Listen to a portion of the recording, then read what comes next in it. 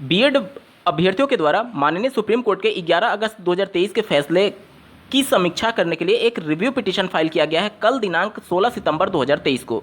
हालांकि इस केस को 11 सितंबर 2023 को एक महीना पूर्ण हो चुका था। बहुत अभ्यर्थियों के द्वारा ये कमेंट किया जा रहा है कि पहले मैंने ये बताया था कि एक महीने में रिव्यू पिटीशन फाइल हो सकता है, अब ये रिव्यू पिटीशन फाइल कैसे हो गया। तो इसके रिगार्डिंग जब जजमेंट आया था 11 अगस्त 2023 को, उसके जस्ट अगले दिन 12 अगस्त 2023 को एक डेडिकेटेड वीडियो में मैंने आपको बताया था कि 30 दिन नॉर्मल कंडीशन में समय होता है और 90 दिन का समय दिया जाता है स्पेशल कंडीशन में, जिसका लिंक आपको इस वीडियो के डिस्क्रिप्शन में दिया गया है। आप उस वीडियो को देखेंगे तो आपको सभी चीज़ें क्लियर हो जाएंगी कि पहले ही मैंने आपको बताया था कि 30 दिन नॉर्मल कंडीशन होता है और 90 दिन तक इसको रिव्यू पिटीशन फाइल किया जाता है। लेकिन अभी जो रिव्यू पिटीशन फाइल किया गया इसके लिए जमीनी धरातल अलग है। अंत तक जरूर जुड़े रहिएगा, इसका भविष्य क्या है डिटेल में बात करने जा रहे हैं। अगर 30 दिन के अंदर आप रिव्यू पिटीशन को फाइल कर देते हैं तो फिर ऑनरेबल जस्टिस जिनके द्वारा डिसीजन दिया गया है उनके चैम्बर में पहले ये जाएगा और उनके एक्सेप्ट करने के बाद से ये ओपन कोर्ट में सुना जा सकता है। लेकिन 30 दिन के बाद अगर आप रिव्यू पिटीशन को फाइल करते हैं तो सबसे पहले सुप्रीम कोर्ट के ऑनरेबल जस्टिस के समक्ष आपको ये प्रूफ देना होगा कि आपने 30 दिन के भीतर क्यों नहीं किया।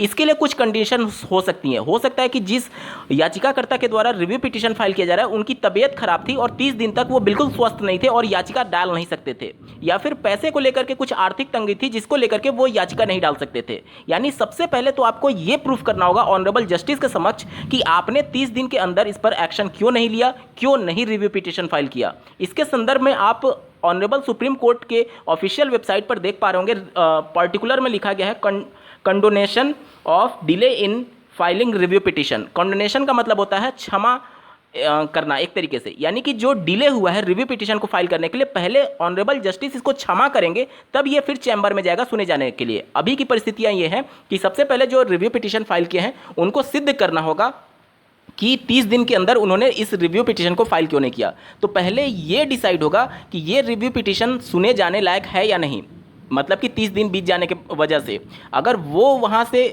वेरीफाई हो जाता है और ऑनरेबल जस्टिस इसको अलाउ कर देते हैं, उसके बाद फिर ये चैम्बर में जाएगा उनके जो कि 2 ऑनरेबल जस्टिस के द्वारा सुना गया था उनके चैम्बर में जाएगा। चैम्बर में जाने के बाद से अगर बीएसटीसी और डीएलएड की तरफ से जो दलीलें रखी गई थी उसके अलावा कुछ नया अगर दलील है तो वो फिर से ऑनरेबल जस्टिस इस बात के लिए डिसाइड करेंगे कि क्या ये ओपन कोर्ट में सुने जाने के लिए मामला है या फिर चैम्बर से ही निस्तारित हो जाएगा। ध्यान से समझिएगा, चैम्बर का मतलब आप सीधे तरीके से केबिन समझ लीजिए, यानी कि जिस ऑनरेबल जस्टिस के द्वारा फैसला दिया गया है रिव्यू भी उन्हीं के द्वारा किया जाता है। केवल कुछ कंडीशंस होती हैं कि जब जज बदल जाते हैं, जैसे कि मान लीजिए ऑनरेबल जस्टिस ने जब फैसला दिया, भगवान ना करे अगर उसके बाद से उनका किसी भी कारणवश देहांत हो गया और वो इस दुनिया में नहीं है, तो उस कंडीशन में रिव्यू पिटीशन दूसरे ऑनरेबल जस्टिस के पास जाता है इसको रिव्यू करने के लिए। लेकिन मान लीजिए कि अगर वो जीवित हैं तो 100% ये तय है कि उन्हीं के पास रिव्यू के लिए जाएगा। तो सबसे पहले उनके केबिन में जाएगा जिसे चैम्बर बोलते हैं। चैम्बर में वो जस्टिस फिर से आप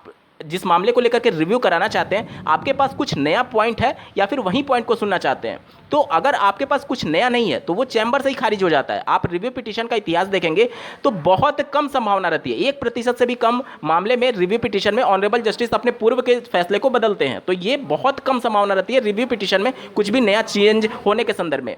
अब उसके बाद से माननीय सुप्रीम कोर्ट के ऑनरेबल जस्टिस को अगर ये लगता है कि कुछ नया पॉइंट लेकर के अभ्यर्थी आए हुए हैं और इसको फिर से इस पर बहस करने की जरूरत है, तो फिर उसको अलाउ करते हैं ओपन कोर्ट में सुने जाने के लिए। ओपन कोर्ट का मतलब कि जो पहले इस पूरे मामले में सुनवाई हुई थी उसे ओपन कोर्ट बोलते हैं, जो कि सबके समक्ष पूरे बीएड के भी वकील रहेंगे, डीएलएड के भी वकील रहेंगे, यूनियन जो केंद्र सरकार है उसके भी वकील रहेंगे, इसके अलावा जो एनसीटी हैं उसके भी वकील रहेंगे। सभी वकीलों का एक बार फिर से इस पर बहस हो सकता है, तो ये ओपन कोर्ट बोला जाता है।